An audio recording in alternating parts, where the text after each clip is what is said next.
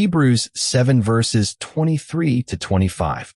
The priest whose life outlives our fears.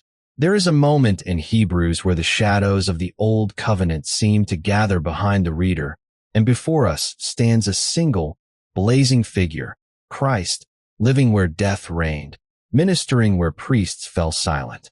The former priests were many, the writer says, because they were prevented by death from continuing. But he holds his priesthood permanently, because he continues forever. Hebrews 7 verses 23 to 24. And as if the contrast were not glorious enough, the epistle gives us the consequence that changes everything.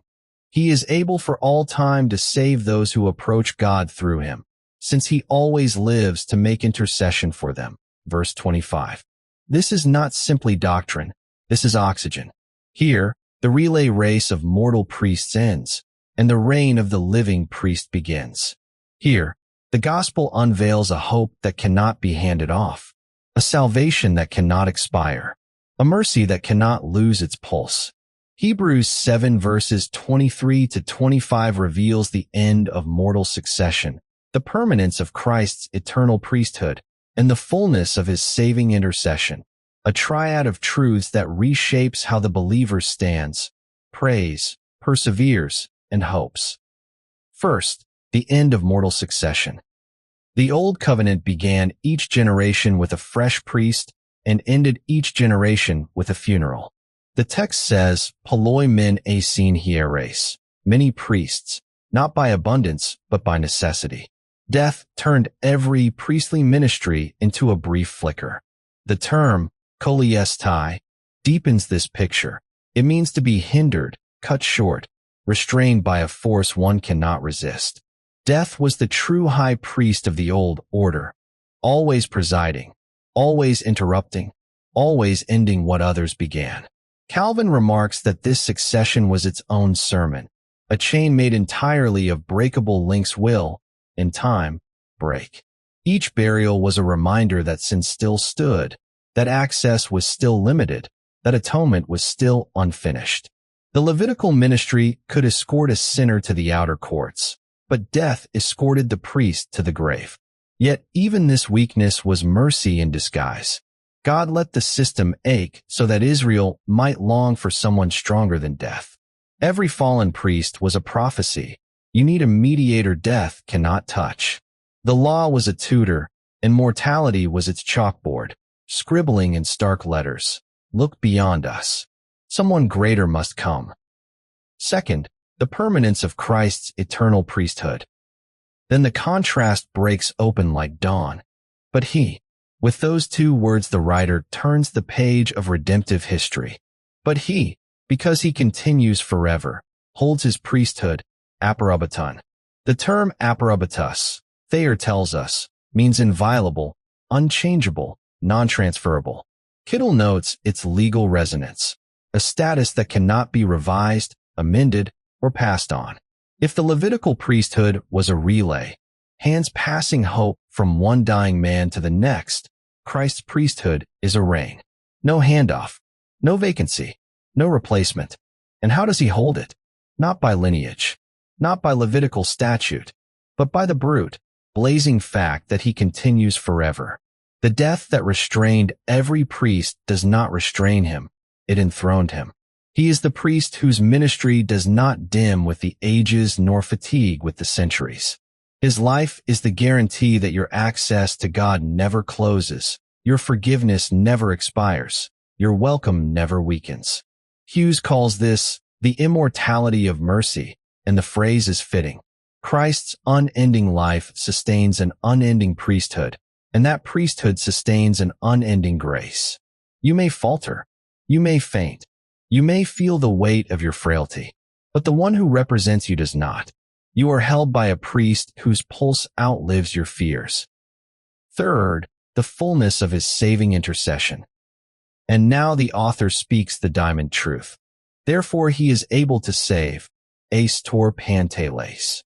The phrase means to the uttermost, and it sparkles with dual force. Robertson hears extent in the word, completely, exhaustively, leaving nothing incomplete. Thayer hears duration, perpetually, continuously, with no interruption in time. Christ saves thoroughly because Christ lives eternally. But how does he do this? Since he always lives to make intercession for them.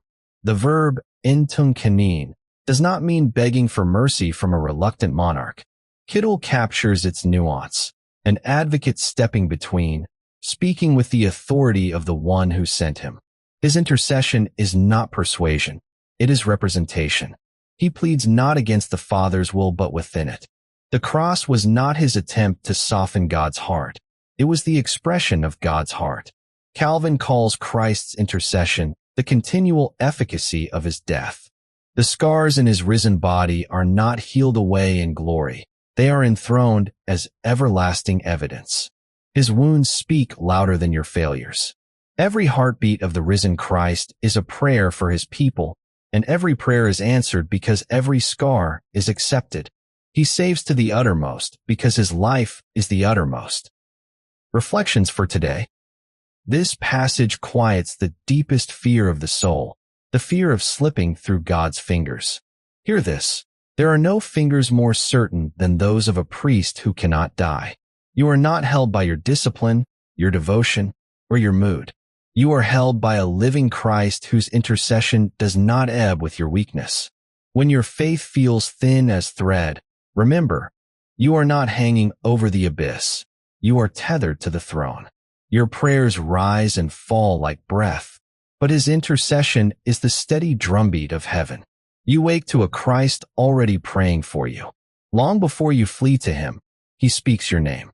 This truth also confronts the quiet legalisms we call discipleship. We love our streaks, our systems, our spiritual scorecards. Yet the hope of the gospel does not lean on the rhythm of our practice, but on the constancy of his presence. The disciplines remain precious, but they are rivers, not reservoirs. They carry grace, but do not create it. For the exhausted believer, this passage is a shelter in the storm. You may run out of strength, but Christ will not run out of intercession. Your spiritual momentum may collapse, but his ministry never blinks. Grace is not a moment behind you, but a current beneath you, flowing, unbreaking, alive. And for the fearful, those who rehearse their failures like a dirge, to the uttermost is heaven's rebuttal. Christ saves the corners of your story you cannot face. He reaches the parts of your heart you cannot fix. His intercession extends to the borders of your shame and beyond. You are not nearly as fragile as you think, because your priest is nowhere near as fragile as you fear. Conclusion. Hebrews 7 verses 23 to 25 ends the long ache of incompleteness. The funerals of mortal priests yield to one empty tomb. The cycle of death shatters beneath the weight of an endless life. He is able to save completely because he lives continually. When you pray, you are heard by one who intercedes. When you fall, you are covered by one who lives. When you fear, you are remembered by one who cannot forget. He is the priest who never hands off the hope, because he holds it in nail-scarred hands that will never let you go.